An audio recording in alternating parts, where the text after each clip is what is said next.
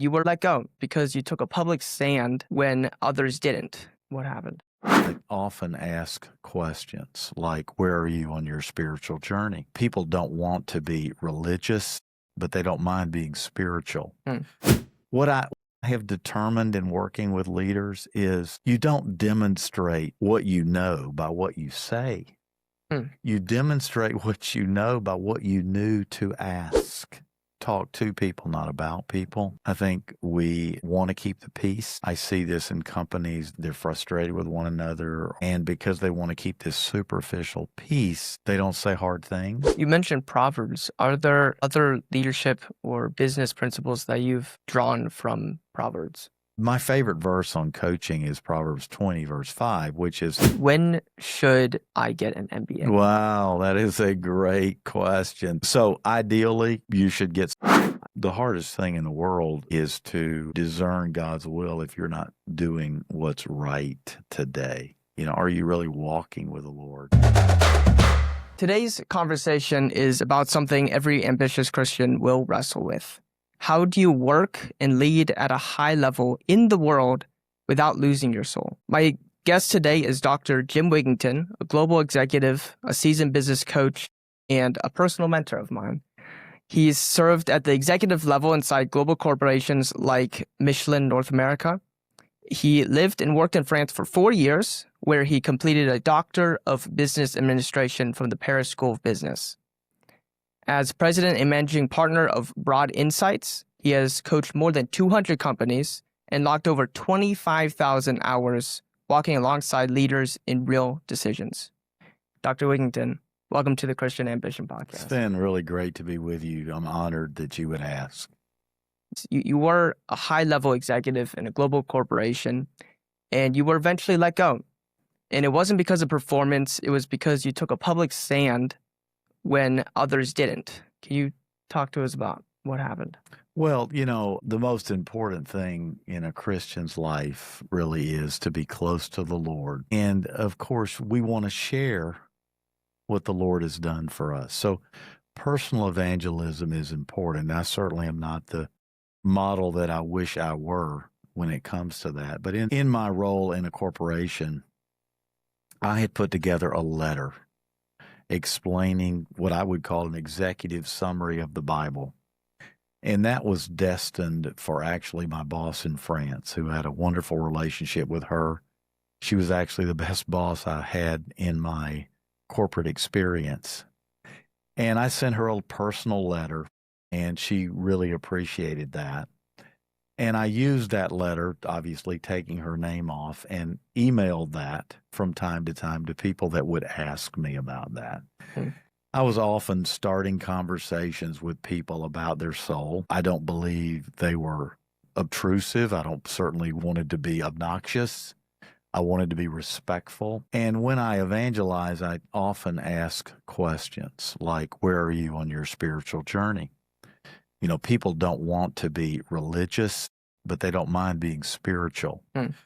And so these kinds of questions open up discussions. And I had sent that letter to some folks upon their request back when I was in corporation, just out of concern for them. So on September the 25th, 2012, I was asked to come to a meeting at 8 o'clock. I only remember that date because I had been out of the office for about 3 weeks in Europe on business and some pleasure. And when you walk into a room and your boss is in there and someone from HR, that's not a good start. Okay. And they presented the letter to me and asked if I had written that letter. And I said, yes, I have written that letter. And as I recall, I said, I will not deny Jesus Christ, and I will not be muzzled. And so that was the last day I was in corporate America. And I remember going home and praying, and on the way home, it's a very emotional time. We have 5 children. 3 of them, as I recall, were in college at the time. I had a wonderful job with a lot of benefits from that job, including a lot of travel. But I remember going home and sincerely thanking the Lord for the privilege of being persecuted for witnessing. And, that was a That was a good moment in my life. It was a moment where I realized that what I teach in Sunday school and say I actually believe, because, I did stand up for the Lord. Mm. But I want to be quick to say that I don't consider myself a hero, because, that's the easy part. Dying to yourself every day, that's the hard part of Christianity. Standing for the Lord in those moments of crisis, the Holy Spirit will help you. He will guide you. He will strengthen you. But dying daily is the hard part of the Christian life. And so I certainly don't set myself up as a role model, but it is what happened. And from that moment, my life has been better. My professional life has been better. God has blessed me in an amazing way in many ways. He didn't have to do that, but it was good for me. And when I recount the story, which I don't do often, it's a good reminder that I actually believe what I say I believe, and that the Lord looks kindly on those that are not ashamed of him. Did you ever think like maybe there was a different way to go about it? At that moment, what I would say is that as I look back on that moment, no, I felt like I had to say what I said. I believe it wasn't actually me. The Lord was giving me words. And that was a critical moment in my life. Now, to the point of witnessing and the way I go about doing that, clearly I'm always trying to learn. Humility is always the answer. Asking questions has got to be the answer. And never a sense of self-righteousness, always a sense that I've been given a gift, and I care about you as a person, and I want to share the gift that I've been given, not because I was worthy of that gift or in any way am superior to you.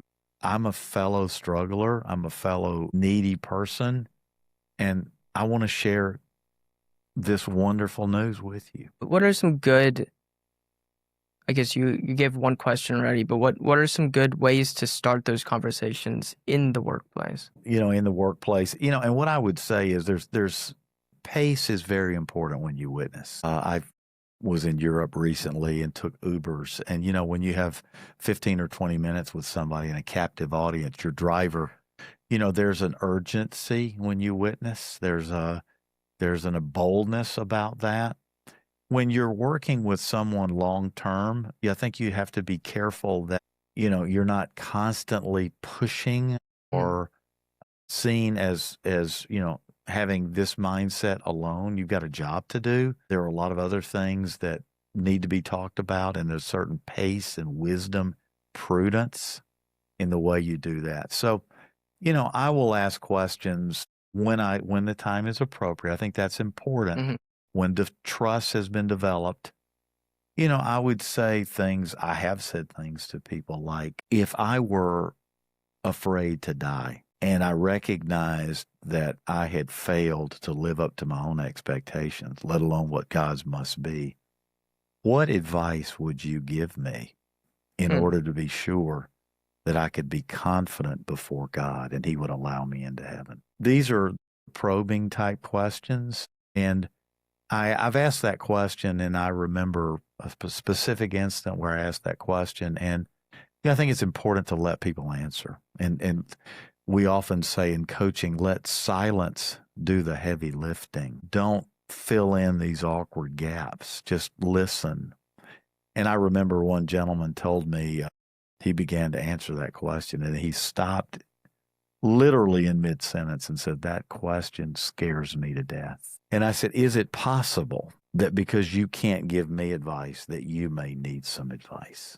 Again, I'm asking another question. And he allowed me to give him the gospel that day. So, those are the kind of questions, Finn, that are not, they're not, how should I say, gotcha questions. They're genuinely curious. And what I found in coaching is that if you'll listen and you ask questions and you're genuinely curious, people will tell you everything, including the state of their soul. And I think many Christians are so anxious to give the answer, they haven't allowed the people they're talking with to really be prepared for that answer as yet. Very interesting. You want to approach with curiosity and let them tell you what the state of where they are on that spiritual journey, like one of those questions. Yeah, and people like talking about themselves, and that's a very personal thing. But I have found that there's a way to not be threatening, to genuinely be caring, and I've had wonderful conversations in my life as a result of those kinds of questions. There's a book, Change Your Questions, Change Your Life. The best coaches in the world, the best doctors in the world, the best attorneys in the world, these people ask great questions. This is one of the keys to leadership and to impact, more importantly, impact on people at a deeper level.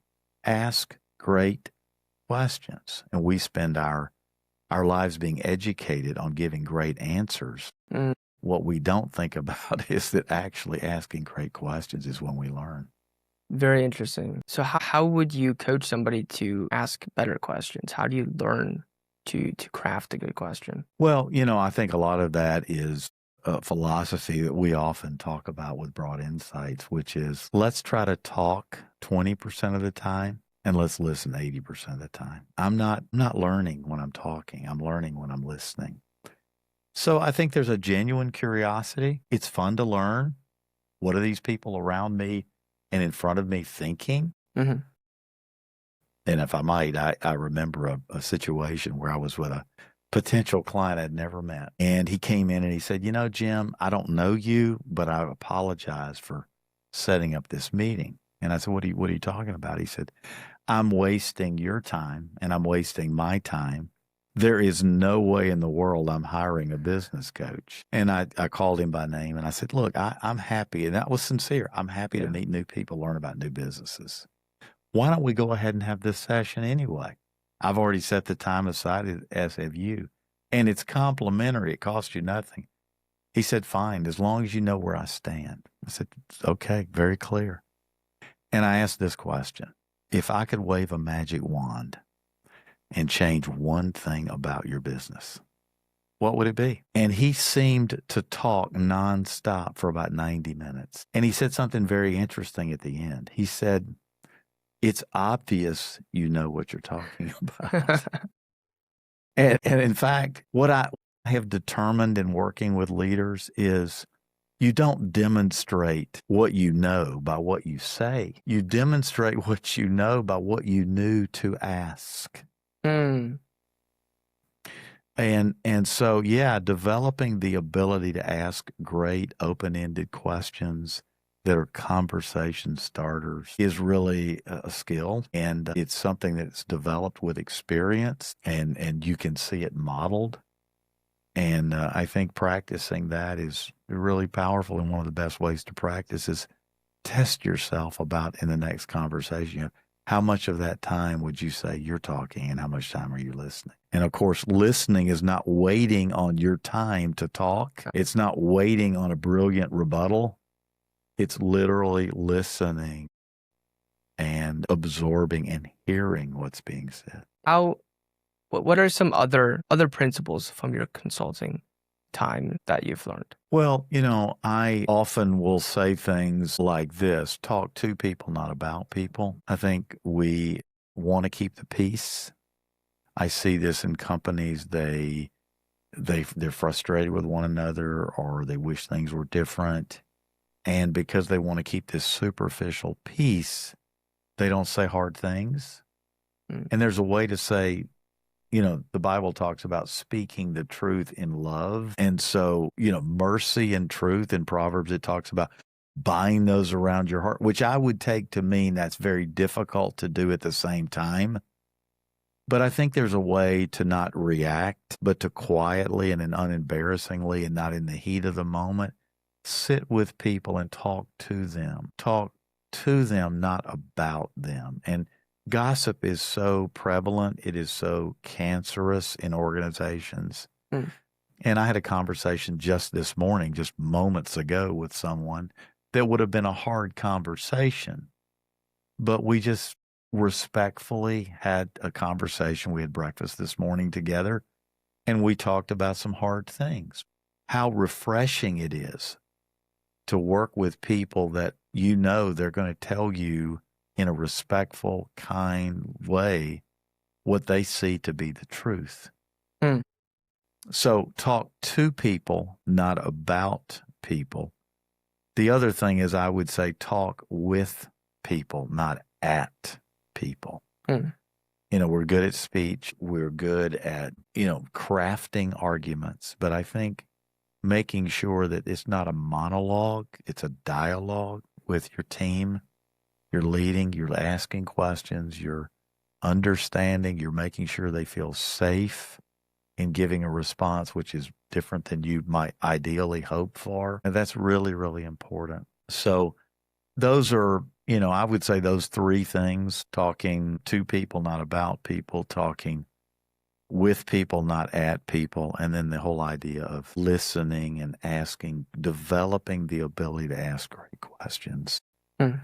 Those would be three really important pillars that I would say I have learned through my years of coaching. You mentioned Proverbs. Are there other leadership or business principles that you've drawn from Proverbs? Yeah, I mean, we sat down, I think, many years ago, and I think highlighted 52 Proverbs that had applicability to coaching. My favorite verse on coaching is Proverbs 20, verse 5, which is, the plans in the heart of man are like deep water, but a man of understanding draws it out. And that really goes back to the idea of questions. Everybody has plans. Everybody has. One of the questions that I often ask young people is, what's the dream?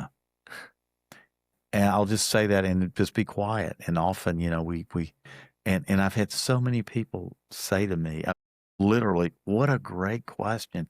Thank you. I need to think about that. What is the dream? And these are not necessarily saved people, but this starts conversations, and this develops relationships, and it helps people think through things.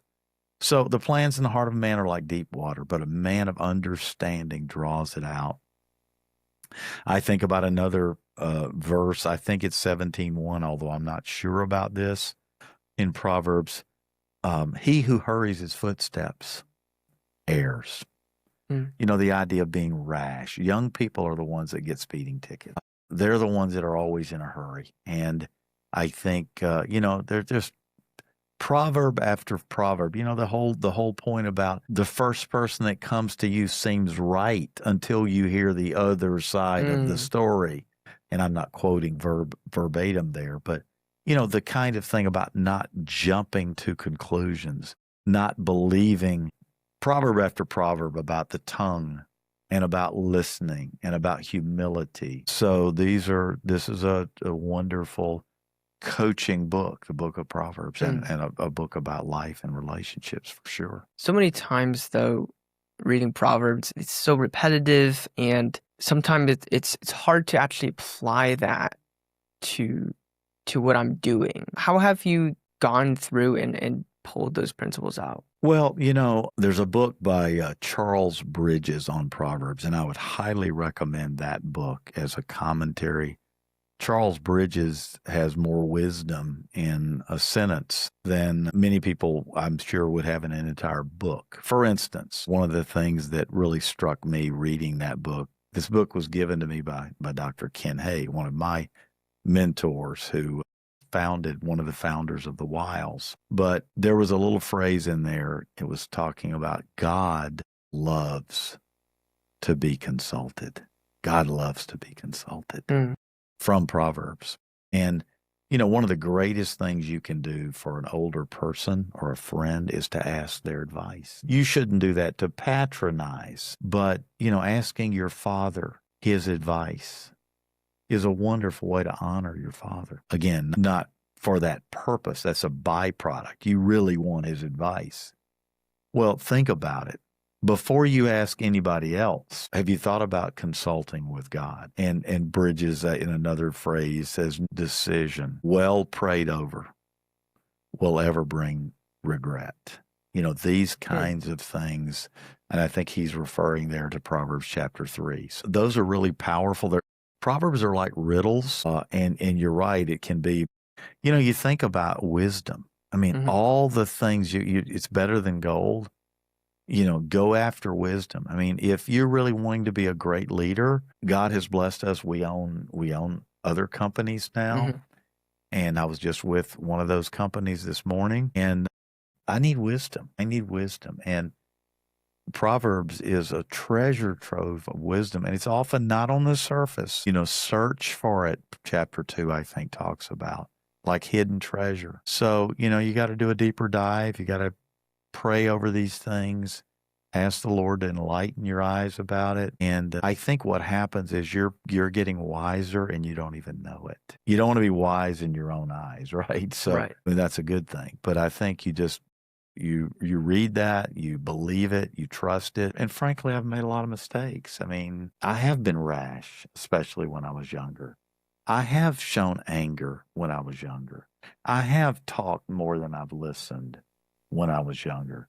I didn't wait to hear both sides of the story. And frankly, the mistakes we've made and then have that compared with the wisdom of God, it awakens you to the need to listen and humble yourself. When transitioning from the corporate world, great benefits, potentially you could have retired in this company and then that being taken away from you.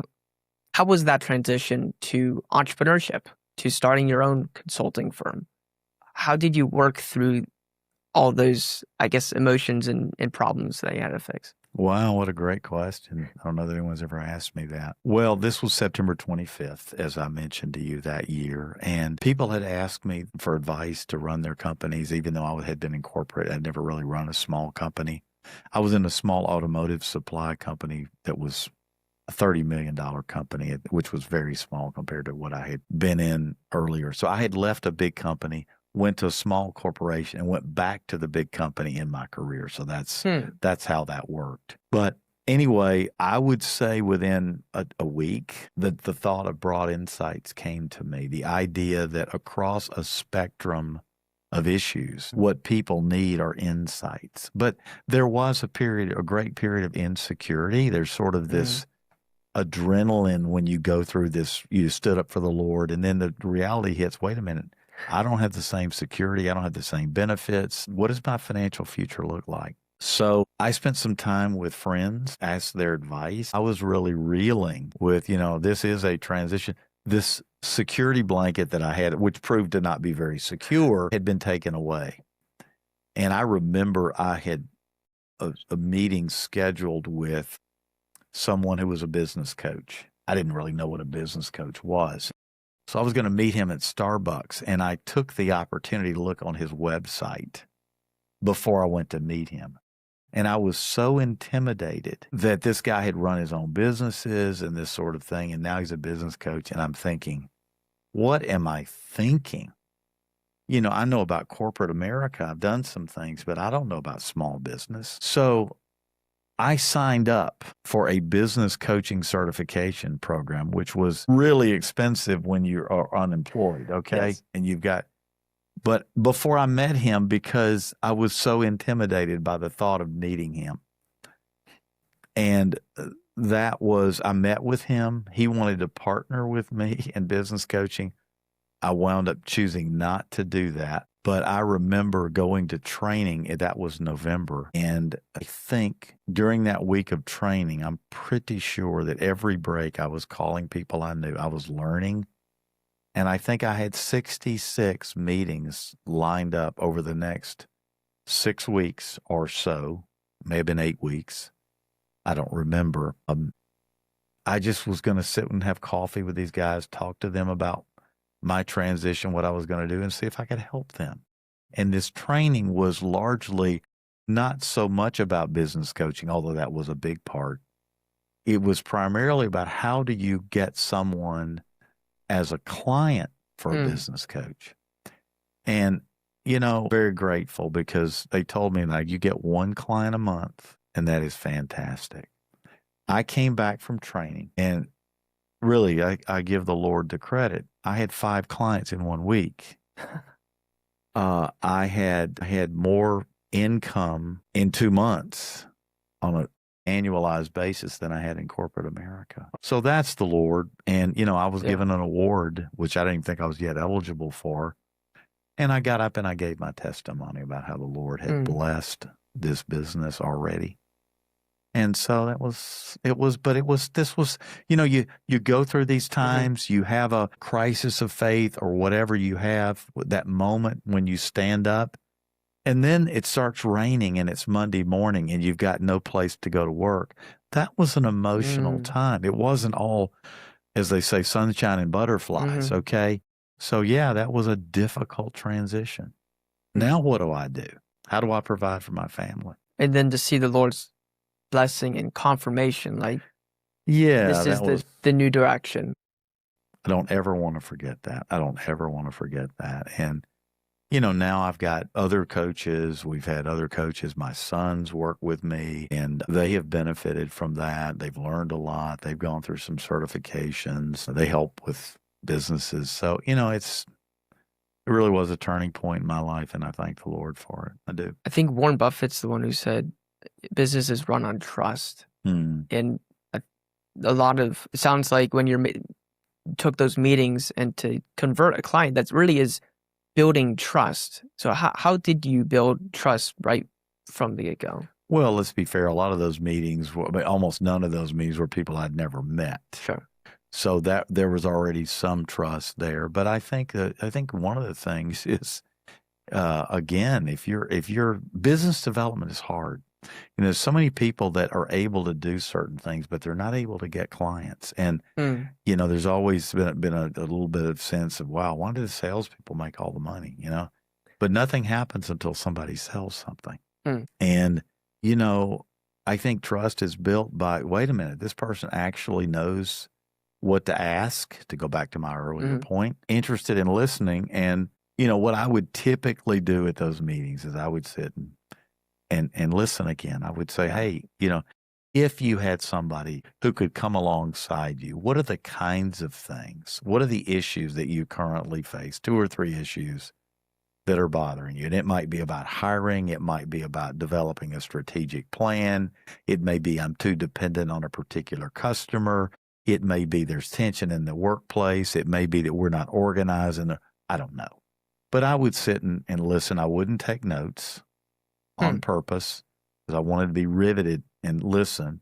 And then what I would say is, okay, here's what I've heard. And here's a thought, that we could maybe help you with, and maybe we could get started with this. And I think trust was developed because they recognized, there's a competence and experience in these kinds of things.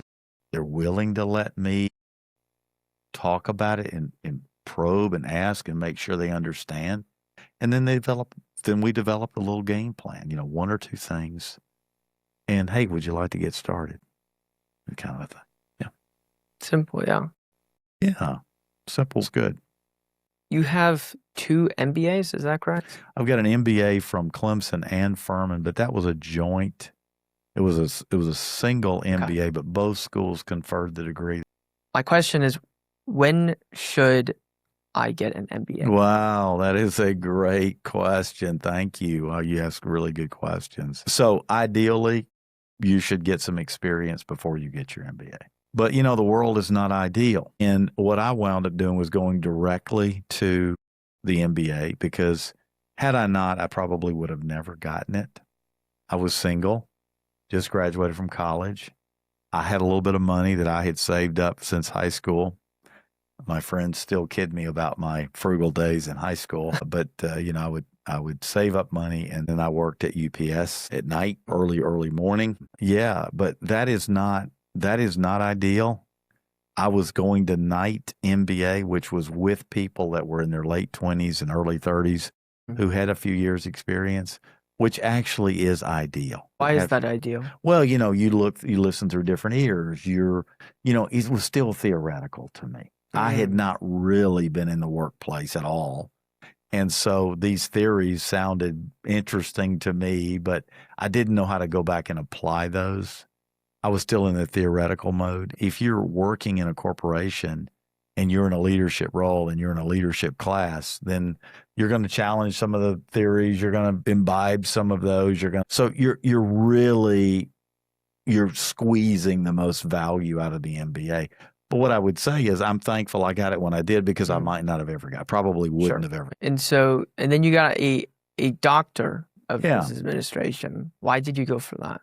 Well, a doctorate in business is often actually a negative, so be careful about that. Interesting. Unless it can seem like you're just a forever student, you're theoretical, you're not practical. And a doctorate makes sense if you're going to teach or be maybe in research in that area. It was a little bit of a hobby for me. I like France.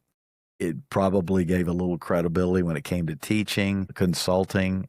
I'm not sure it was particularly valuable in terms of, getting more clients. Although I did take my dissertation and used it to the benefit of my company, because we did a survey of all the clients that we had and ask, among other things, how likely would you be to recommend Broad Insights? And so we did a survey of 87 people, 87 clients at that point, and we got excellent scores. And I used that in marketing later because people really saw the value of what we were doing. And I used that for my research dissertation. So, yeah, but, I'm certainly not a proponent that you need to get a doctorate to be effective, frankly, for that matter, an MBA. But I'm thankful for what I have.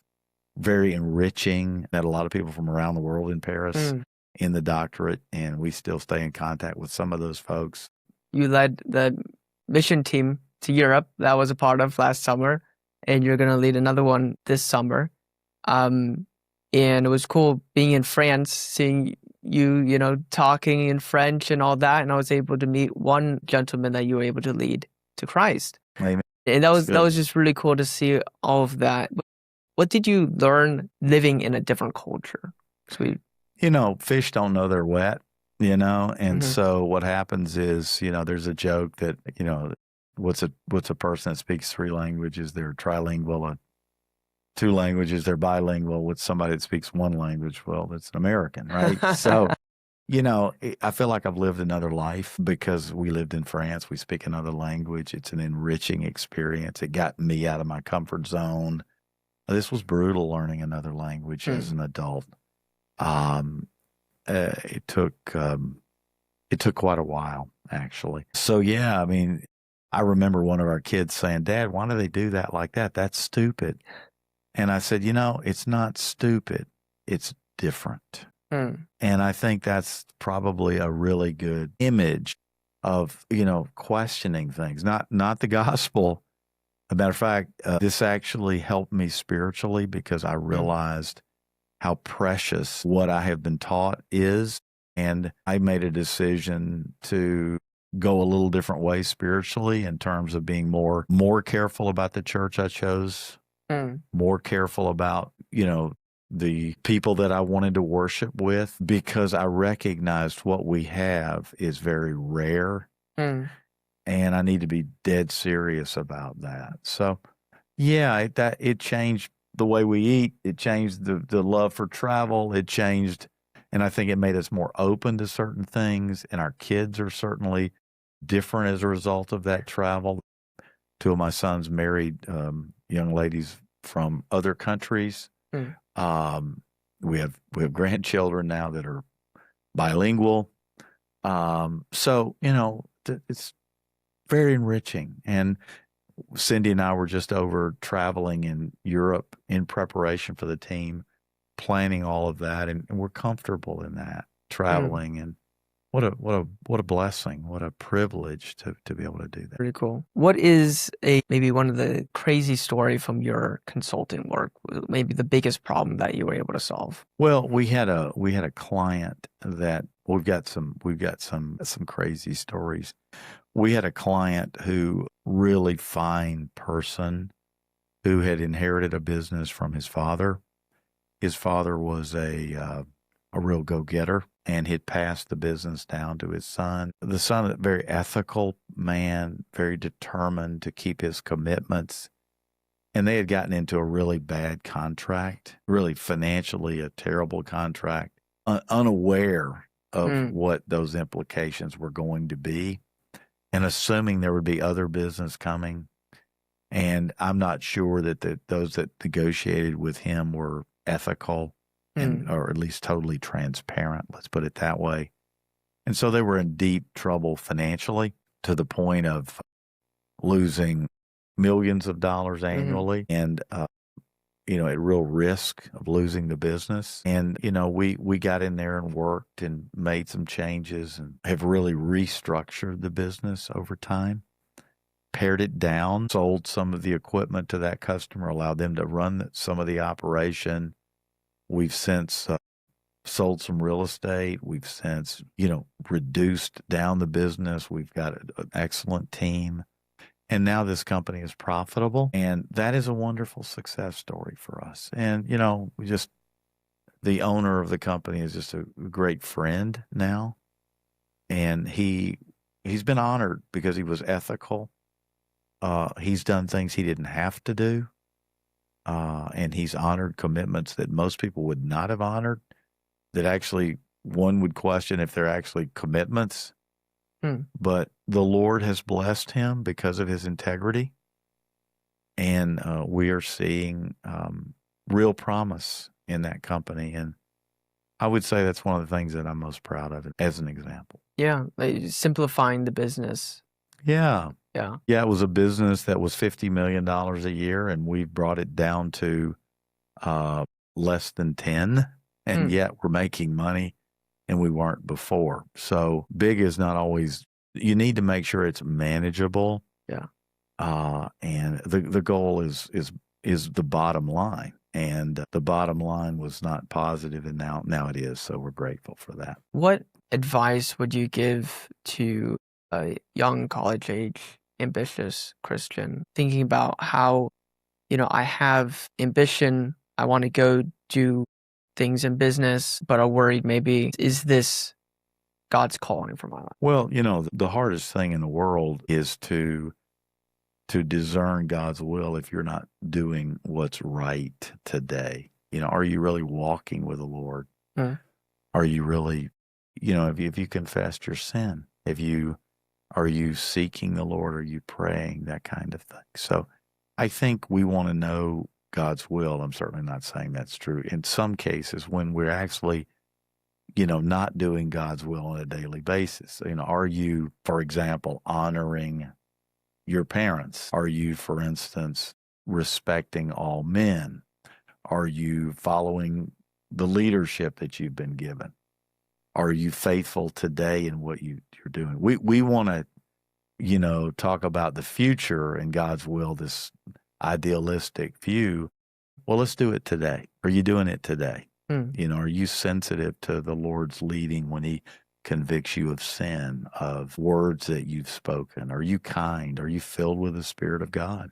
Are you gentle? Are you patient? Are you loving? Are you filled with joy? That's the thing that I believe someone that's filled with the Spirit of God, who is genuinely seeking that, drawing near to God, he's going to draw near to you. That's clear. You will find him if you seek him with all are you doing that? You cannot miss God's will if every day you're doing God's will as you know it. So there's great confidence in that. And, I didn't know I would be sitting here with you today. When I was in college, I wasn't thinking about this. It never occurred. I didn't know what business coaching was. Business coaching may not have been invented at that point. I didn't realize the journey that I would have taken, and it's better than I could have imagined. That doesn't mean there weren't bumps along the way and mistakes that I made and sins I've committed, regrets I have. Looking back, I just am so grateful for the education I've gotten, and take the opportunity to do other things. I was able to work at a Christian camp, the Wilds, for several summers. Even while I was getting my MBA, I took an opportunity to teach at a Christian university, which was tremendous leadership development. Didn't know it at the time. I thought I was serving, but they were serving me. So there's just been there's just a day-to-day submission to what you know to be God's will eventuate in you spending your life having done that. Do the next best thing. Sure, absolutely. Absolutely. And you know what we're saying now is, and I couldn't have always said this, but if somebody asks us to do something, I'm going to say yes. I mean, you asked me to do the podcast. I'm going to say yes. GFA asked us to lead the team this summer and last summer. We said yes. When we're asked to do, I'm going to a board meeting this afternoon, or I'm flying out this afternoon for a board meeting, and I've said yes to an opportunity there. It doesn't mean that's always the right answer, but I'm trying to say yes but I'm not promoting myself. I trust. I'm not asking for someone to ask me. I'm saying if they do ask, then I'm going to take the opportunity, if possible and if prudent, to say yes. The Lord leads with those open doors and knows with closed doors. Yeah. And if you don't see anything, then just continue to develop that relationship with God, because that's the priority. Yeah, and that's the hard part. The moments, we want to talk about the moments, the big moments in our lives. Yeah, those are the ones we remember, but it's the day-to-day choices that eventuate in where you want to go. That's great. Well, this has been your guest, Dr. Jim Wiginton. This is the Christian Ambition Podcast. That's episode 11, 1,000 to go. No matter where you find this Christian Ambition Podcast, if you get anything out of this, anything at all, please like, comment, and subscribe.